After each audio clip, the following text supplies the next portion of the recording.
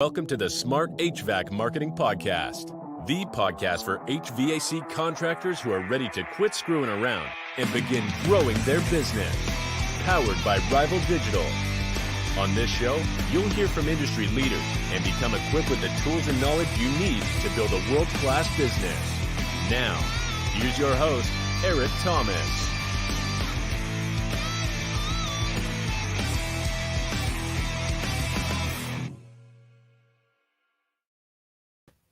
Yo. Hello again, everybody.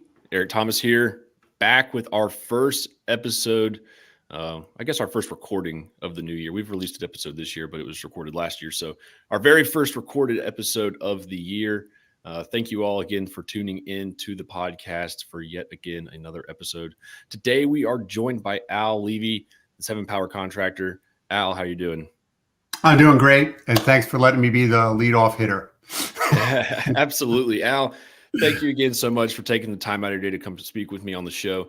So why don't you go ahead and introduce yourself for our listeners out there and give them kind of the rundown on your history in the industry. I was the youngest of a family of 6. I was the youngest of the 3 brothers that came into our business, which at one point was heating. Maybe there's a trace of my New York accent left. But yes, I'm from New York City originally, and if you know where JFK Airport is, just drive towards the water, and that's where we were located. We were on Long Island, which was named aptly. It's 115 miles tip to tip in New York traffic. We did go into plumbing, gas heating, air conditioning, and electrical. And I worked there for 26 years officially, but as a kid in any family business, anybody who's listening out there, you know by the time you're 8, you're a helper. And that's my life. I was lucky enough to go to school. When I got back, my dad gave me a toolbox once he saw my diploma, and off into the field I went. And then I went off for the last 20 years, and I've been doing one-to-one consulting with clients all over the great United States and Canada.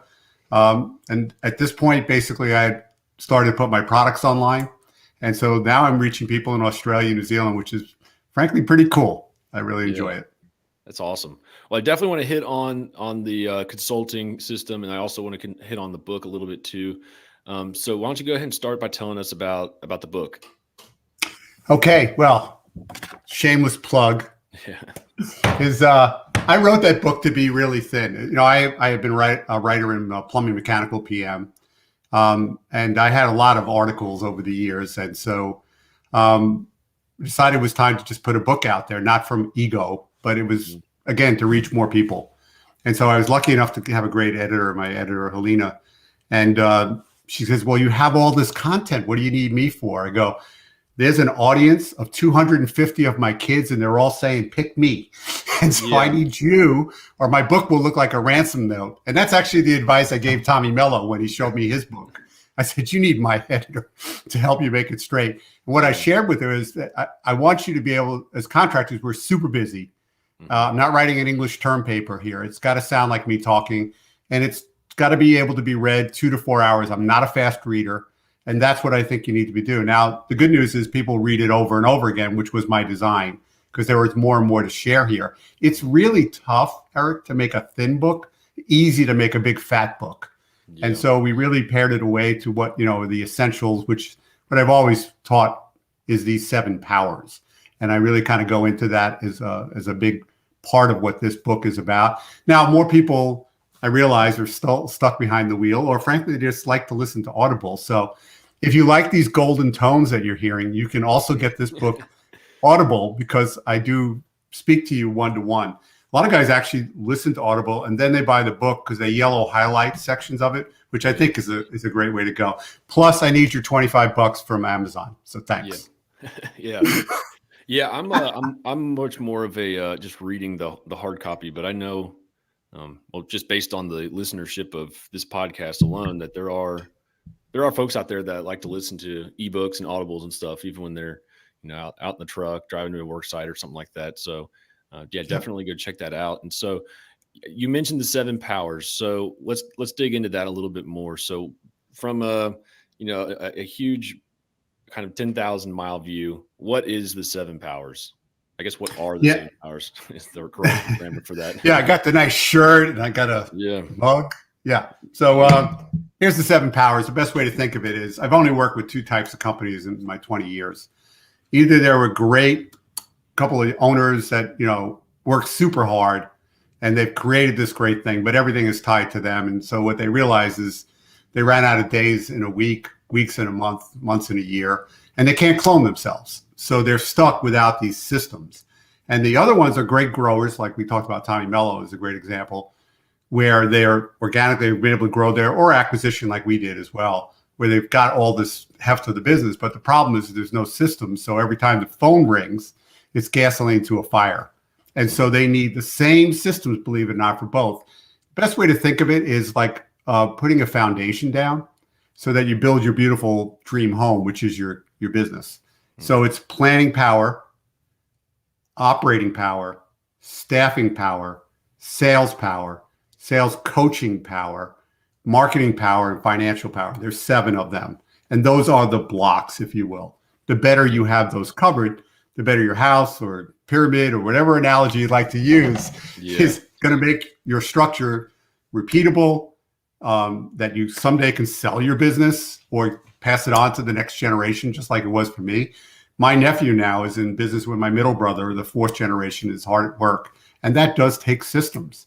And so what's fun for me is I now have trades all over the place. Again, I was in plumbing, heating, cooling, electrical, but these same systems are at work at a condo builder in Montreal, a commercial roofing company, a garage door monster company. It's more alike because we as contractors have it. Now, if you happen to be plumbing, heating, cooling, electrical, the systems are even that much easier, but that's really the nature of it. Yeah. So when you think about the 7 powers, and if you were, say you were speaking directly to a contractor listening now who's just starting off in their business, maybe they're a few weeks out from quitting their job and going full time with their own business, which of these 7 powers would you recommend for them to absolutely nail first, right off the bat? It's actually the power I don't do. I think Ellen Rohr was the great consultant that was a friend, and we also did co-consulting. We've been friends for forever, but we decided years ago that we would always date and never get married. So she had her company and my company, and we worked together alone in separate companies as well. I think until you do a budget and learn the basics of financial, you don't have to turn into a financial engineer. But if you're at that stage, what you're talking about, where I'm deciding I'm going to leave, because one of the biggest problems is with the owner operator ready to go. And, it's a case of, well, my work is great and people love me and they'll all come with me. Mm-hmm. Yeah, but you don't know what to charge. You don't know what it costs to be in business. You don't know how to get out of business. So you're not going to make any mistakes. I myself, when I do one-to-one consulting, which I no longer do, it is always starts with planning power. So planning power is top of the funnel, your master project lists, all the things you have to do. And they're projects and habits, especially for an established company. Mm-hmm. They're not just projects, not just habits across the top line. They work their way down the funnel because they either fix the biggest problem or challenge, or they give you the greatest chance to grow and be profitable. You get to your top 30. And the top 30 is what you'd work on in 1 year. But you cannot work on 30 things effectively. I don't care what size company you are. And I have worked with monster companies, and they can't do it. You just drive everybody insane. So they use the same filters again. Biggest problem or challenge, greatest chance to grow and be profitable. You arrive at your top 5. And that is the most important thing, because even with my one-to-one clients, I tell them, so tell me what's more important this week than the top 5 that you said will fix your biggest problem and challenge or greatest chance to grow and be profitable. And I'll help you out. Nothing is more important than that. You have to spend a portion of your week, no matter how crazy it is. Now, to this day, I still have a meeting with me, and where I have this Sunday catch up, where if I haven't worked this week on the business, which is very rare, but still it allows me to focus on my top 5 and getting stuff done. Mm-hmm. That's really cool. I think I think when it comes to starting a contracting business or a home service based business, I feel like there's two types of operators. There's the one that was in the field who understands the trade and understands the technical aspect of fulfilling the work. And then there's the more business savvy person who understands the back end operation, but maybe not so much, how to repair a heat pump. So it presents different challenges for both. Yes. The person who knows how to fix a heat pump can go fix the heat pump himself until he can or she can afford to hire technicians. The person who can't fix it immediately has a staffing issue on their hand. Yes. And here's the thing is, if you're going to be off as an owner operator, or, when you get started, you need to create more demand than you can humanly do in a day. Because once you do that, you're able to set the price you're going to charge for the few hours that you have, so that you're making sure that you get the money that you need to grow your company and go. And then ultimately charge enough that you can start replacing yourself as the only one who can go out and do the work. That's usually the path upward for people in that particular situation.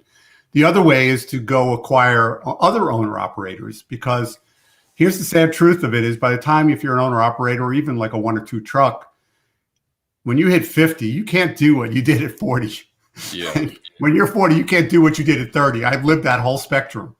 And so your knees are different, your back is different, your eyes are different. It's all just a bad kind of thing. And again, you can't clone yourself.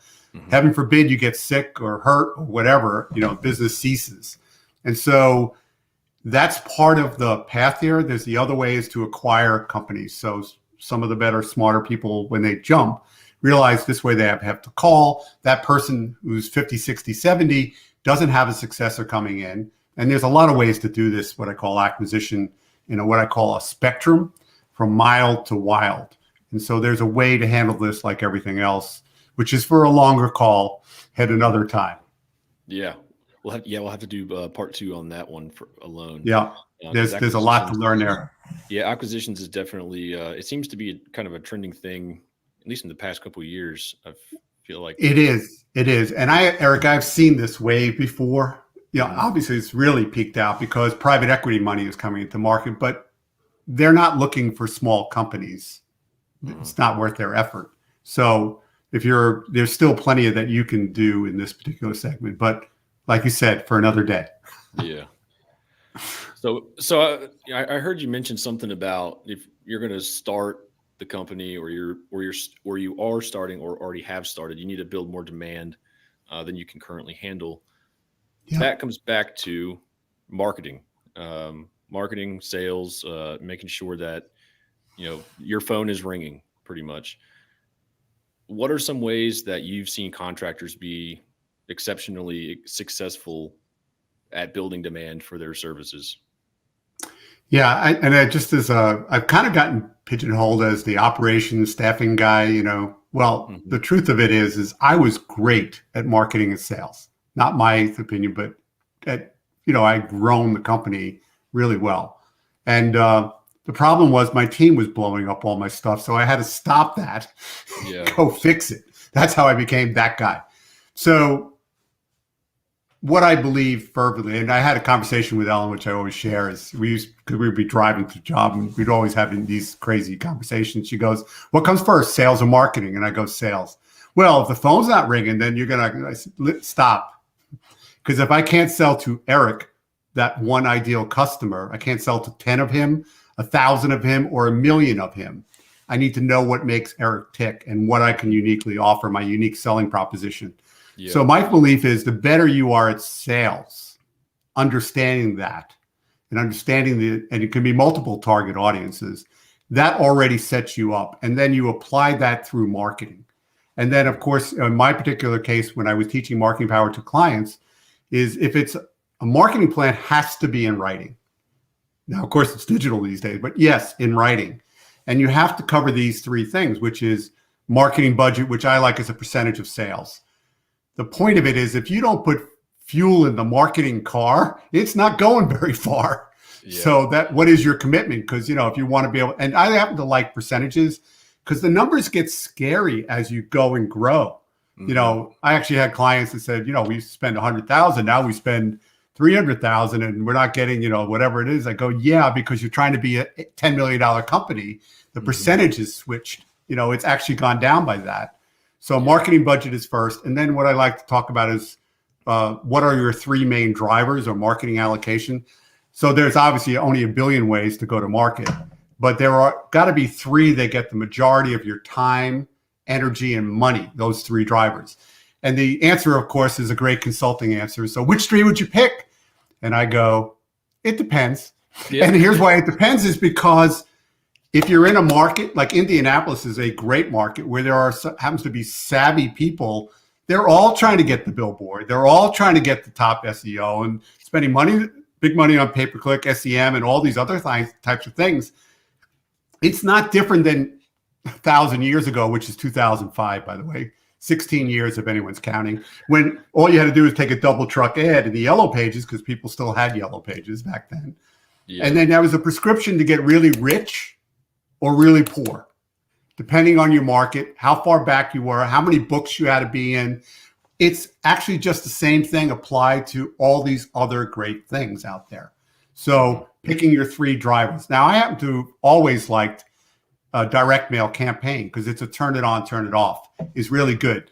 Your brand is really critical. And in my case, which is when we rebranded, we had a whole bunch of, because we were great at acquiring, we had all these separate companies. And once we brought it into a brand, had a great looking truck. It's kind of funny. It's a lot like what Dan Antonelli did, but I had done that way before with my great marketing guy, Leo Barron. And you could see the trucks 5 blocks away, which is what he told me it would be. And, it was like, when I first saw the color, I'm like, oh, no. And he goes, listen, I'm not asking you to wear a coat this color, but they will see your trucks 5 blocks away. And stripped all of the extra stuff off of our trucks because it used to look like a circus wagon is the only way I could describe it. Oh, and wow. So, when you begin to build the brand, and I happen to actually like, getting the truck, and I always had big stand-up trucks because I felt they were rolling billboards through the exact place I want to be. And where I want my customers to see more of me, to the point where they go, I see your trucks everywhere. And then it just begins to build on the brand. So that's a kind of quick stat. Here's the third thing I want to make sure I cover. When I was teaching marketing power is you can be great at the first two, but here's what everyone fails, including yours truly, until I changed my discipline, which is you have to have a marketing calendar where you go into Google Calendar, whichever calendar you use online, and you go backwards through the year, populating it with your to-dos so that you're always aggressively, proactively marketing. Yeah. Because the phone will get busy and then you're not thinking about it, and all of a sudden it goes dead and you're going, what? And it's too late. Yeah. Well, and then they're scrambling to pull a lever and get something to work. And that's why I completely agree with the concept of having a yearly calendar. And it could change because things change, but you at least have something to go off of so that if it is slow, it's like, what do we have coming up next month? We at least know what, we have to look forward to and what we're banking on for the phones to start ringing. Yeah. It's much easier to tweak a plan than to have no plan. And then all of a sudden you just throw stuff at it. It's like throwing a plate of spaghetti against the wall, seeing what sticks. Not much. So yes, I am a big fan of that. So I hope that kind of gives a quick thing. I do like acquisition, but acquisition done right, because those are the two ways to be able to do it. And I believe that if you're really a great marketer, you kind of do both. And which proportion of which, that's up to you. Yeah, I think that there's a lot of benefit to acquiring if you've got the right processes in place, of course, because you could acquire a business and then just completely run it into the ground. So what is some advice you would give to a contractor who is thinking about or in the process of acquiring another business? Yeah. So in my particular case, again, it's Ellen had a good analogy because when we were doing this, now there wouldn't have been a business, by the way, just as a little background. When my brothers and I showed up, our area had been wiped out by urban renewal and our customers had all fled to a different area. And if we hadn't gotten good, my dad, my uncle, there would have been no business for my brothers and I. So that's how we got into acquisition. And then it was up to my brothers and I to continue the path of acquisition. So we were always acquiring. And then we would add these new trades because we were originally one doing heating. We added plumbing and gas heating and air conditioning and then electrical. When we wanted to go into trade, that's another reason. Or we wanted some people, and that was another reason. And we would go an hour from our shop run a call and there's no calls, we'd come all the way back and go out again and come back. So what we would do is acquire a company in that area about an hour apart and use that as a beachhead and then build the calls between the two or all around it. And that's another neat thing that you can do when you mix acquisition to really good organic marketing. Yeah, that's really solid. So, when like, say you're in an area, like you were just saying, where the landscape and the everything had changed really, where it was once a neighborhood and now it's a bunch of skyscrapers, or vice versa. It was once nothing and now it's a neighborhood full of starter homes. What's the lesson that you've learned in regards to getting those people to come to your business for service? Yeah. So I think, again, when they see you, and here's the other thing, kind of like, again, sales is, if I want to sell you, because you've called me to your home, to sell you HVAC equipment or plumbing or anything, kitchen cabinetry, garage doors, I have experience in all of it. You kind of trust what I'm saying, but you really want somebody that looks like you in the area that you are in, that says, oh yeah, you got to use the 7 power contractor. They can even say, and a lot of my clients have, probably more than I wanted to spend, but I would never use anyone else. Well, home run on your testimonial. So there's a couple of testimonials to understand this process is. The testimonial is someone saying how good the product or service you did for them. And some of them are saying how great you are as a company and what you do. And then the home run is where they do both. And of course, today it's video testimonials. Yeah. And so there's ways to set that up, especially with your big ticket things. There's a whole script for that, which, in our systems and manuals and training, that's what we did because they were so precious. The question comes up, well, can you ever have too many testimonials? No, not ever, ever, ever. The moment you stop, it's kind of like saying, we don't need to market anymore. We got all these people using. Yeah, no, that will not happen. Yeah, no, yeah. Testimonials I think are great. And I agree. I think the video testimonial is, if you can get them to leave a Google review first and then, find the customer. That's what we'll do typically with our clients is if we see, you need to get, yes, you absolutely need online presence. Yeah. So you'll get the Google review. We'll get the Google review by sending them the link post service. And then say someone leaves, just an absolute novel about how the company came in and saved the day and now their cat can breathe again and everything was so amazing and our life is, just so amazing because of this company. Then you find that customer and you reach out to them and say, well, we really appreciated you doing that. Would you do that again in front of a camera? Yes. And so there's a couple of ways for that. The service tech looking for the Google review and explaining why it's so important and how we appreciate our 5-star reviews. And, if there's anything that's not right, tell me right now and I will make it right. But here's what we're going for. And here's what it reflects on me. So can I count on you to do it? And just do it in front of them if you can. Yeah. But even, again, on the system where you're selling big ticket items, I had my system advisors, the big ticket salespeople, explain to customers in their sales processes, listen, Eric, we pride ourselves, and I'm proud that you gave us an opportunity to come here. You don't have to take my word for how good we are. Here are all the testimonials from people just like you who had the same thing installed. And that is what we're shooting for when we get done with you, to the point that I will be back here personally within 2 weeks to check to make sure that everything I promised is exactly what you want and it's doing everything and more that you want to do. And when I do, my hope is that at that point I could also get a testimonial from you so that we can share with other people that need to know that. Yeah. And it does a couple of things because it sets the expectation of how your work is different from everybody else's work, which I grew up in a commodity business. So I knew my whole life was going to be spent on how do I move from the perception of commodity to niche. Mm-hmm. And that they don't want just heating equipment. They wanted it from my company, Comfort Specialists. Yeah. It seems like a lot of this stuff, when you think about it, like making sure the technician asks for the review, having the comfort advisor or the salesperson show them the testimonials, having them show back out for, a final walkthrough and a 2-week thing, and making sure that your CSR answers the phone with a smile on their face. These all seem like what, I was recording with Josh Kelly a few weeks back, and we kind of just mentioned these as like some of the bare like basics that you should be doing. But there's so many contractors who you hear these ideas and they're just like mind blown, like, wow, they never thought of that. And they turn around and make an additional $600,000 by fixing one thing. Yeah, when Tommy had me do the program, Tommy Mello from A1 Garage do the stuff there, it was like, we always in the manual program, but he was one-to-one.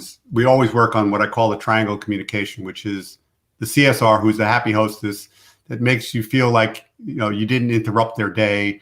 They make you feel like you came to the right place and that you're going to have a great experience when Al, the great tech, shows up, going to make life good again. They hand the information off to the dispatcher who works with the service manager to maximize billable hours, make sure they've got all the right information. It makes the right customers love us, the next customers like us. And for those who don't, because we've got an issue, what are we going to do right now to make them happy again? And then get all the information out to the tech. And the tech needs to know in their manual, what is it that I need to do from the time I wake up to the time I go to bed, other than the wrenches and screwdrivers, which are separate manuals, the trade manuals. And so that triangle, and it's integrated, which is the key thing difference here. They're not 3 manuals plucked all over the place. Mm-hmm. This triangle communication. So where if you change one thing, but everybody has the same priority section. Everybody knows the general warranty policy. They're locked in those 3 key positions. And that's where everything starts to move in a positive direction. It fixed Tommy's shop, right away in this big, fast growing company because we could master those 3 positions on the box or chart. Yeah. So how would you recommend business owners or contractors out there? How would you recommend them being able to identify some of these broken systems or communication systems and coach their people up on to make it right? I think everything started for me, and every place I've worked is with the org chart, and they're welcome to go to my link and just see it. Mm-hmm. You don't have to buy anything. You can see it's on the page. I share it. It's a very flat box org chart, but it's for every contracting company I've worked with in the last 20 years. And there's a service wing, there's an install wing. And one of the things that's most surprising to everyone is the CSRs are actually under the marketing manager. And everybody goes, well, why is that? And it goes very simple. The marketing manager made sure we had the right amount of calls from the right customer at the right time. And your CSR stinking is like a bathtub full of calls and a drain wide open. Yeah. So our goal is to slow it down.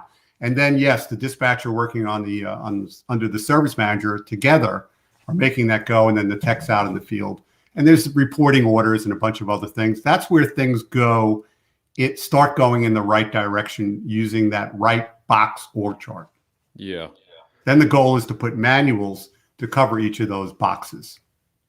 So do you ever cross-train, like maybe obviously not a technician to be a CSR, but do you ever have it where like, I feel like I've heard of this before once or twice where they would have the install manager be a CSR for a day and like do other jobs for a day. Maybe the CSR ride-alongs with the tech for the day so they can see what's actually going on outside of their world. Yes, that was taught to me 100 years ago when I was a tech. And my service manager, who was a really tough, think drill sergeant kind of guy who had full permission to abuse me and my brother Richie from my dad. I was out doing calls in Long Island, like I mentioned, is 115 miles tip to tip, heavy traffic.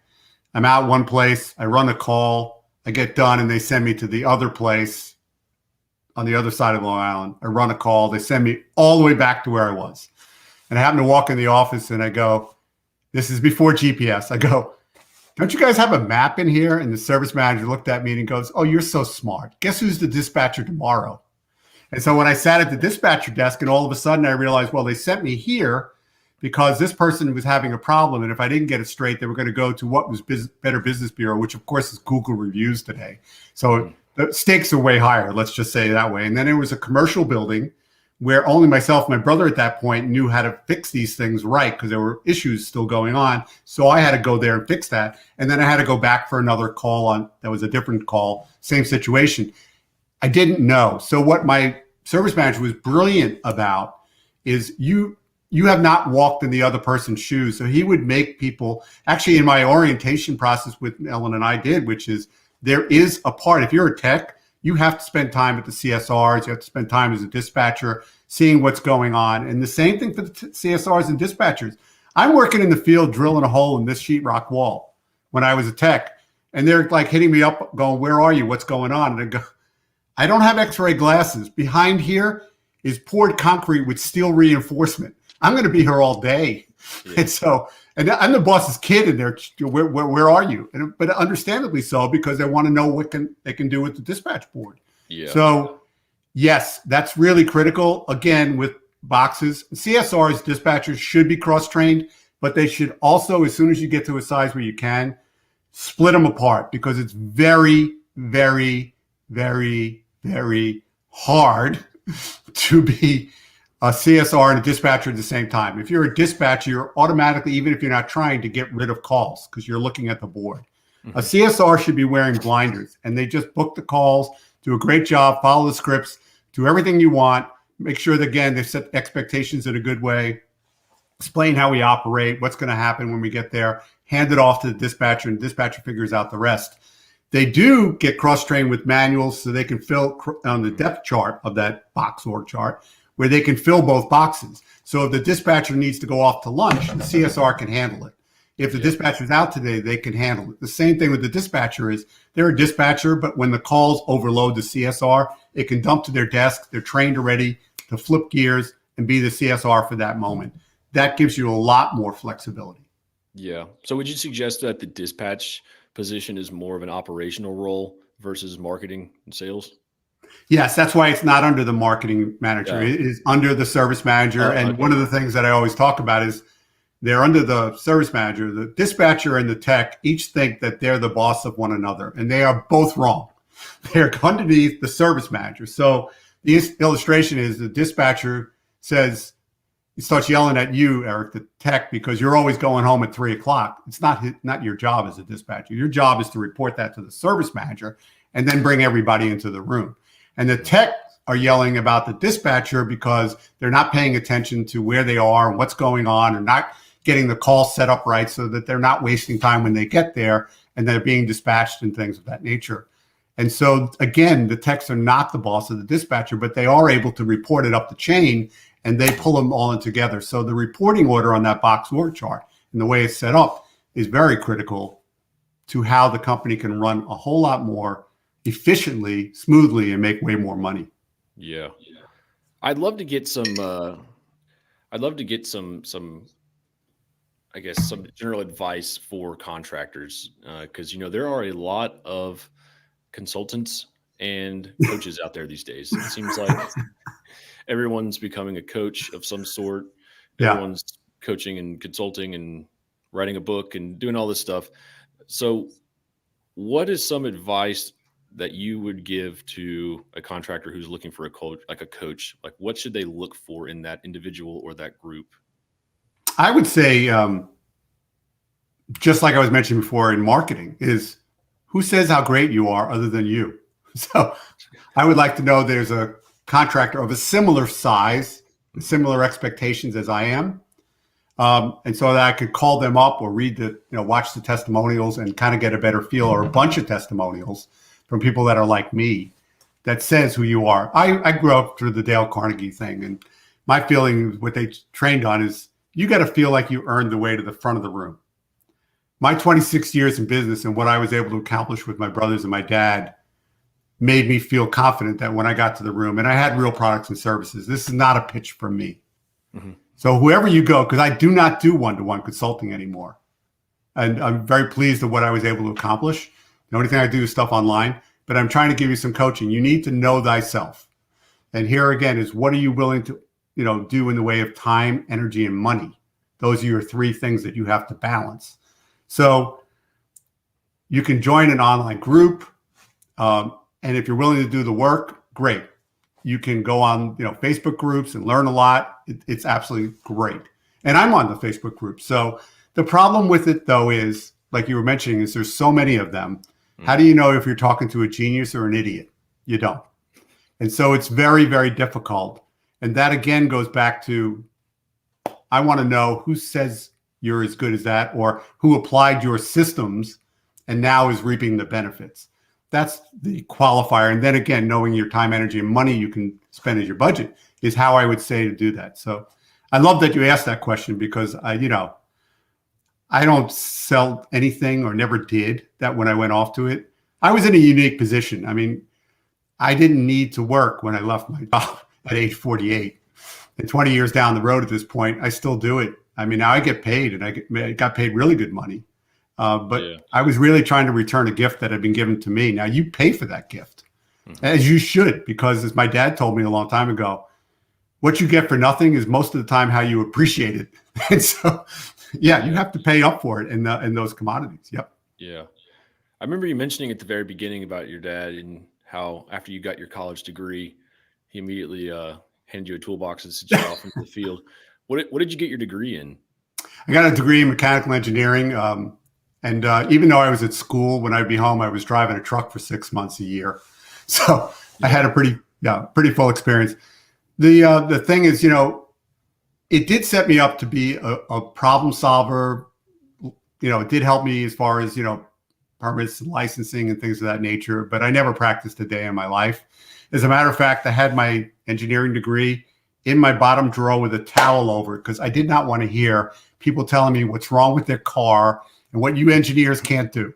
And so, I was a tech and a business owner who happened to have an engineering degree. That's awesome. Well, we're about close to wrapping up here. Al, is there anything that you feel I've missed in regards to the book or the 7 Power system? Yeah, I just think it's not 700 things you need to master. When I sat in your chair, and I know how uncomfortable that might be, is that, there's a reason I picked my tagline, run your contracting business with less stress and more success. I was one of the lucky ones that was making a ton of money, but it was so stressful. I knew at an early age I was just going to end up as a dead rich guy, and not my goal, and should never be your goal. Mm-hmm. The other thing about this, unfortunately, Eric, is you don't have to do this. I know you think you have to because your family was in it or whatever it is. Your obligation, just like you have on your team players, is you've got to get them good or get them gone. And it's not meant to be a vicious thing, but they can't keep struggling. So you have to make an honest assessment. And if you can't, you need to hire somebody that will do that honest assessment and pay and listen. Is you either become systematic and get control of your business, or it will always control you. So which way would you rather have it? That's awesome. I feel like that's got to be like the almost like the clip of the show right there. That was solid. That's why I like to ask that last question there at the end. I do like it. Is a great, it's not rehearsed. It's just exactly how it's from my heart. And I love my brothers and sisters in contracting. Yeah, I do. It's so true. We are underappreciated, and in my case, I feel most of us are underpaid. I was lucky; I'm not one of them. But it is, we do the most important work there is out there. If you're a plumber, we keep bad water from good water. From electrical, your house is safe and operating and not burning down. We keep people warm in the winter. We keep them cool in the summer. And in Arizona, that's really important because people will die. So yes, have your head up, feel good about yourself, but go run a solid, repeatable business. Yeah. Absolutely. That's so true. I mean, I think having the right systems in place is one of the most important things that any business in any industry really should nail. Yep. So, Al, I've appreciated this conversation so much. I feel like a lot of our listeners out there are getting a ton of good value and information. So before we go, I'd like to give you an opportunity to share your contact information, a good way for folks to learn more about you and the book. So it's the number 7 powercontractor.com, which is my website. There's a load of good information on blogs and things that I've written over the years. It's a really good resource. So there's plenty to see on that. If you're interested in manuals and systems, there's the product page, which will show that, or the book, which is sold through Amazon in all different forms. just want you to get some good, solid information off that page. And if you want to take advantage of my offer, a free 30-minute, just go to the chat feature and let me know, and we'll set that up as well. That's really here. That's all that I want to be able to do. Awesome. Well, Al, I appreciate you joining me today on the podcast, and I hope you have a great rest of your day. Same for you. All right. Bye.